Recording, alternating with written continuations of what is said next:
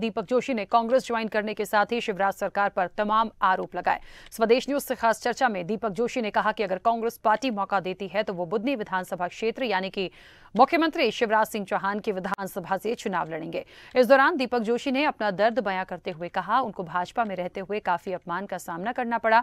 वहीं दीपक जोशी के कांग्रेस ज्वाइन करने पर सज्जन सिंह वर्मा ने कहा कि कांग्रेस के लिए बहुत अच्छी बात है और कांग्रेस में दीपक जोशी जैसे लीडर आए हैं तो इससे पार्टी का संबल बढ़ा है। दीपक जोशी और सज्जन सिंह वर्मा से बात की संवाददाता दुर्गेश गुप्ता ने। मौजूद है जो कि कांग्रेस पार्टी का दामन थाम चुके हैं। सबसे पहला सवाल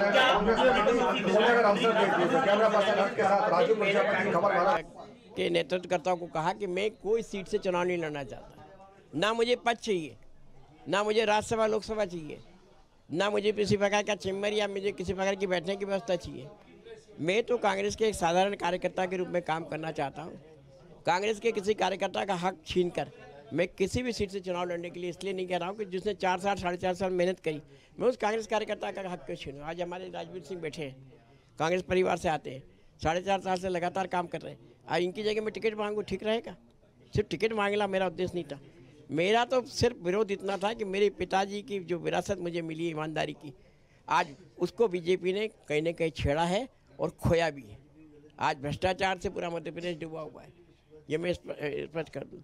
तो ऐसी स्थिति में मैंने कहा कि अगर कोई दावेदार बुधनी में नहीं है तो मैं बुधनी से मैं चुनाव लड़ने के लिए तैयार हूँ। क्या माना जाए, आपके पिताजी एक भारतीय जनता पार्टी के एक संस्थापक रहे हैं, यानी भारतीय जनता पार्टी का एक महत्वपूर्ण पिलर थे, और उसके बाद आपने कांग्रेस पार्टी का दामन थामा, यानी कि विचारधारा ही अलग हो गई। नहीं, देखिए, विचारधारा का अब आज की तारीख में भारतीय जनता पार्टी अगर कहे कि स्थान है तो वो नहीं है। क्या सौदेबाजी के माध्यम से उन लोगों को लेना जो विचारधारा के विपरीत थे और जिम्मेदारियां देना, बड़ी बड़ी जिम्मेदारियां, सीधा सौदाबाज थे, हार भी गए तो भी तुम्हारा, जीत भी गए तो भी तुम्हारा वैभव, तुम्हारा राजतंत्र खत्म नहीं होगा। तो ऐसे आधार पे मैं कह सकता हूँ, मुझे कोई मुझसे वो नहीं है कि टिकट किसको दिया, क्या दिया, कब दिया। ना मैंने उस समय टिकट का दावा किया था, लेकिन ये भ्रम फैलाया गया कि मैं सिर्फ टिकट के लिए काम करना हूँ, तो मैं भी टिकट के लिए काम करने नहीं आया। मैं कांग्रेस पार्टी को स्पष्ट कर चुका कि मुझे कोई टिकट नहीं चाहिए। भारतीय जनता पार्टी के पहले आला नेता आपको कह रहे थे कि वह हमारे भाई हैं, हमारे घर के लोग हैं, और अब भारतीय जनता पार्टी के लोग कह रहे हैं कि हमने इतना कुछ दिया, एक बार मंत्री रह चुके और विधायक रह चुके इसी पार्टी से, उसके बाद दीपक जोशी ने कांग्रेस पार्टी। देखिए, अगर कोई आप आज चैनल में काम करते हैं और कल के दूसरे चैनल में जाएंगे तो पहली चैनल वाला ये तो नहीं कहेगा कि हमने इतना दिया और इतना करा। मैंने अपना काम किया, काम के बदले मैंने जो मौका मिला वो लिया, लेकिन उसके बाद घर तो नहीं भरा मैंने। आज जो कंगाल लोग थे, वो कंगाल लोग इतने बड़े बड़े धनवान बन गए कि बड़ी बड़ी कोठियाँ। अरे मेरे पिताजी तो 60 साल संवैधानिक पदों पर रहे, मैं खुद रहा। 3 कमरों से जड़ा बड़ा मकान नहीं हमारा। आज सत्ता का जो दोहन हो रहा है वो निश्चित रूप से कतई क्षम्य नहीं है, और इसके विरोध में मैं कांग्रेस में आया। मुख्य वजह क्या रही आपका इतना बड़ा? बताया, मेरे पिताजी की विरासत जो ईमानदारी और शुचिता की रही, उनका स्मारक, उनके कुछ नामकरण जो इन सरकार के जिम्मेदार लोगों ने, संगठन के जिम्मेदार लोगों ने नहीं पूरा किया, इस नाते से मैं आज कांग्रेस में आया। और भी उपेक्षित नेता हैं जो भारतीय जनता पार्टी से हुए? मैं नहीं कह सकता, ना मैंने किसी से बातचीत की। सबका अपना अपना विचार होता है, वो अपना विचार पे चले।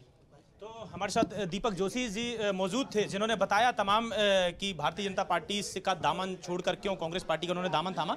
हमारे साथ सज्जन सिंह वर्मा मौजूद हैं, जो कि पूर्व मंत्री रहे हैं। उनसे चर्चा कर जानते हैं कि आखिरकार कितना बल कांग्रेस पार्टी को इससे मिलेगा दीपक जोशी जी के आने से।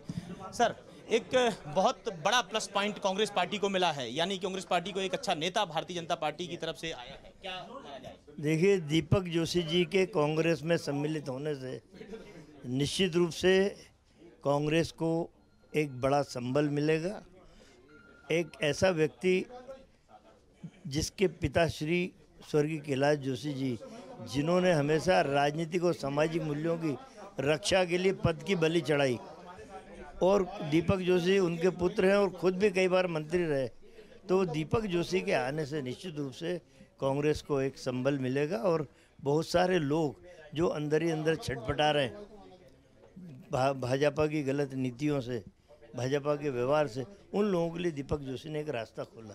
अभी कमलनाथ जी ने कहा है कि यह तो ट्रेलर है, और भी उपेक्षित नेता हैं जो भारतीय जनता पार्टी से अपने आप को उपेक्षित महसूस कर रहे हैं, अपमानित महसूस कर रहे हैं, जहां तक कि एक षड्यंत्र पूर्वक भारतीय जनता पार्टी उनका राजनीतिक करियर खत्म करना चाह रही है, उनका कांग्रेस पार्टी में स्वागत है। इसका मतलब देखिए, उनका सीधे से मेरा भी आशय है कि जब से नरेंद्र मोदी जी और अमित शाह ने भारतीय जनता पार्टी पर कब्जा किया, तानाशाही प्रवृत्ति हावी हुई है, इन लोगों ने अपने पुरोधाओं को, चाहे लाल कृष्ण आडवाणी हो, मुरली मनोहर जोशी हो, यशवंत सिन्हा हो, इन सबको दूध में मक्खी की तरह निकाल के फेंका है। दीपक जोशी जी की भी मध्य प्रदेश में यही हालत करी। तो इन लोगों ने इस भाजपा पे कब्जा किया है ना, इसलिए लोग जो वास्तव में जिन लोगों की पीढ़ियाँ कब गई जनसंघ से लेके आज तक भारतीय जनता पार्टी को मजबूत बनाने के लिए, तो वो सारे लोग छटपटाहट की वजह से कांग्रेस में आना चाहते हैं। कई लोग कमलनाथ जी के संपर्क में, कई हम लोगों के संपर्क में, तो कहीं ना कहीं एक रास्ता जरूर दीपक जोशी जी ने बनाया।